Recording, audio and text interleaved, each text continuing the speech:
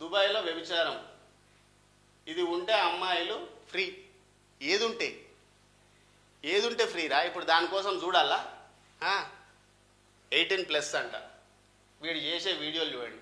ఒరే దొంగనా కొడుక, వ్యభిచారం చేయాలంటే ఇప్పుడు వ్యభిచారం చేయాలంటే దుబాయ్కి వచ్చి, ఇప్పుడు దుబాయ్ వాళ్ళకి ఇండియాడు పోయి పైసలు ఖర్చు పెట్టి దుబాయ్లో ఫ్లైట్ ఛార్జ్ చేసుకొని అక్కడ హోటల్ తీసుకొని అక్కడ దుబాయ్లో వాళ్ళు ₹1,00,000 అడుగుతారో 2 లక్షలు అడుగుతారో తెలుసు. ఇప్పుడు ఆడ ఖర్చు పెట్టి వీడు వ్యభిచారం చేయాలంటే ఈ వ్యభిచారం చేయడానికి ఇప్పుడు దుబాయ్ రావాలి పొరగాలు.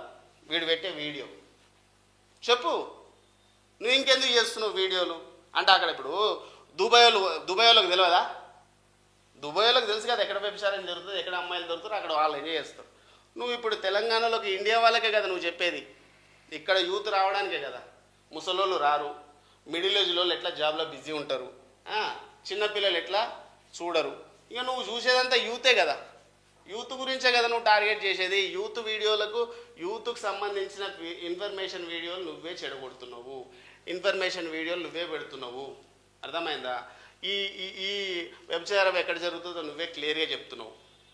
బెట్టింగ్ యాప్ కన్నా దారుణం కదరా బాబు. బెట్టింగ్ యాప్ అందరూ ఆడరు, అందరికి అలవాటు ఉండదు. కొంతమంది 1% వాళ్ళకే బెట్టింగ్ యాప్ ఉంటుంది. కానీ సెక్స్ ప్రతి ఒక్కరిని చేయాలనిపిస్తుంది, ప్రతి ఒక్క మగపోరగానికి సెక్స్ చేయాలనిపిస్తుంది, ప్రతి ఒక్క అమ్మాయితో సెక్స్లో పాల్గొనాలనిపిస్తుంది. సెక్స్లో వ్యభిచారం చేయాలి అంటే వ్యభిచారానికి ఇప్పుడు మామూలుగా అయితే ఏ అమ్మాయి ఒప్పుకోదు కదా, వ్యభిచారుల దగ్గరికి పోవాలి.